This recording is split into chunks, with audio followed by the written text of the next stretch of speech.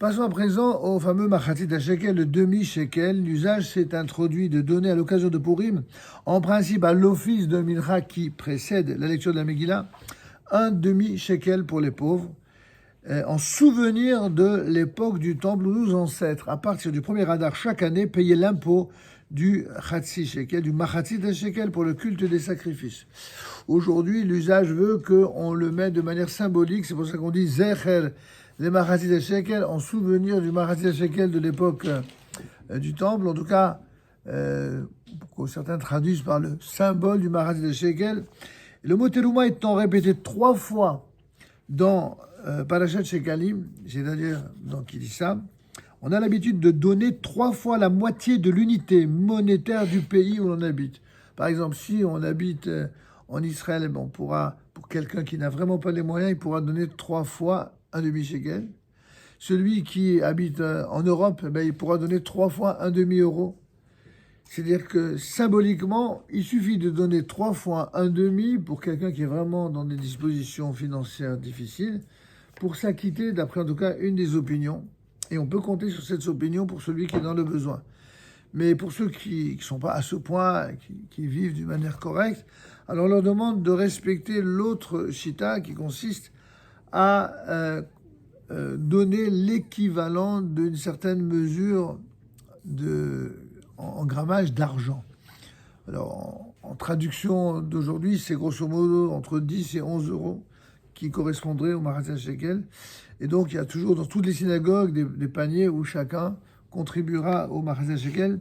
Dans les communautés de rite oriental, Edotam Mizrach ou séfarade d'Afrique du Nord, il y a dans chaque Beth Knesset une corbeille d'argent ou une plaque d'argent dont la valeur, elle est elle-même d'un demi-shekel au moins et qui porte l'inscription souvenir du demi-shekel. Et toute personne qui vient remettre sa contribution de Machatzit HaShekel, on lui fait d'abord acquérir symboliquement cette pièce d'argent que le donateur remet ensuite au trésorier de la bienfaisance en y ajoutant le don en espèces équivalent à mettre dans l'assiette destinée au shekel. Et bon, tout ça, c'est un peu une mise en scène symbolique, comme pour dire, voilà, on fait la mitzvah, bien entendu, pour venir subvenir aux besoins de l'entretien du temple, comme à l'époque ça se faisait pour le temple de Jérusalem, là ça se fait pour les synagogues en général, à ne pas confondre avec l'argent que l'on donne aux pauvres, qui est une autre mitzvah dont on va parler également, qu'il faut faire le jour de Purim.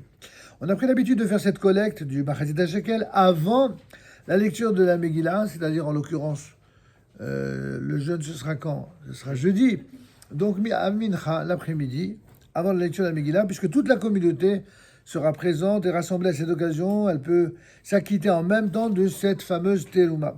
Et bien entendu, à Jérusalem, où la lecture de la Megillah se fait le 15 Adar, parce qu'il s'agit d'une ville qui est entourée de murailles, comme à l'époque de Yoshua ben Nun, et comme il était également Shushan, la fameuse capitale, alors la collecte des Shekalim aura lieu le 14 au soir et non le 13.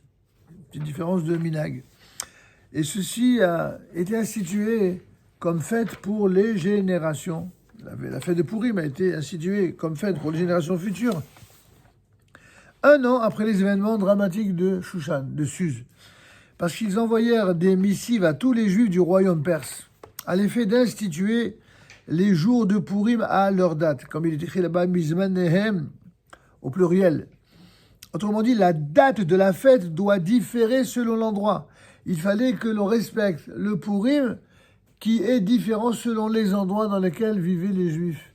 Or, il y avait une différence entre ceux qui ont fêté, qui ont célébré la victoire lorsqu'ils habitaient à Shushan Habira, puisque Shushan Habira, Suse la capitale, c'était la capitale, mais c'est là où il y avait les combats les plus nombreux. Ils ont dû combattre pendant 2 jours. Et donc, ils n'ont pu véritablement être dans le cessez-le-feu, on dirait en termes d'aujourd'hui, que le 15. Vous comprenez? Le 15. Et c'est pour cela que toutes les villes qui sont à l'image de ce qu'était Shushan Habira, Suse la capitale, aujourd'hui, je ne sais plus si c'est Esfahan ou Téhéran, je ne me rappelle plus. En tout cas, c'est une des capitales. Donc aujourd'hui aussi, le juif qui habiterait là-bas Bon, déjà, il est mal barré, mais pour d'autres raisons. Mais a priori, il doit respecter également le Purim de Shushan. Et à Jérusalem, ils font également Purim Shushan, d'accord? Il n'y a pas beaucoup d'endroits dans le monde où c'est comme ça. Tous les autres endroits, c'est pas le 15, mais le 14. C'est bien clair. En tout cas, pour quelles raisons les autorités religieuses de l'époque décidèrent-elles de fixer 2 jours différents? Eh bien, alors que tous les autres fêtes juives sont célébrées en général la même date partout. On sait qu'au moment des combats, tous les juifs du royaume avaient pris les armes pour se défendre contre les ennemis, le fameux 13 Adar. Puis ils avaient pris du repos sur leurs ennemis le 14 et en avaient fait un jour de festin et de joie. Par contre, les juifs de Suse, c'est ce que je viens de vous dire à l'instant, les juifs de Shushan, qui eux avaient dû se battre encore le 14, ils prirent de repos que le 15 Adar et dont ils firent le jour de festin et de joie, le fameux 15 Adar.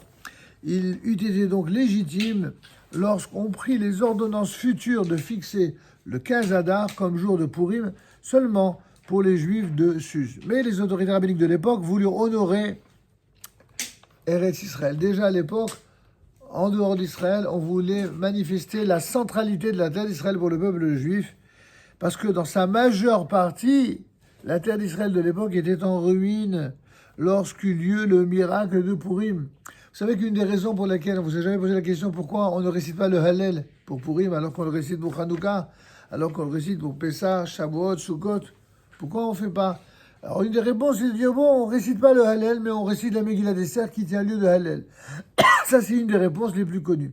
Mais il y en a une autre réponse qui est donnée par le Midrash et qui veut que, en fait, on ne récite jamais le Hallel lorsqu'il n'y a aucun miracle qui s'est produit en faveur du peuple juif en Eretz Israël.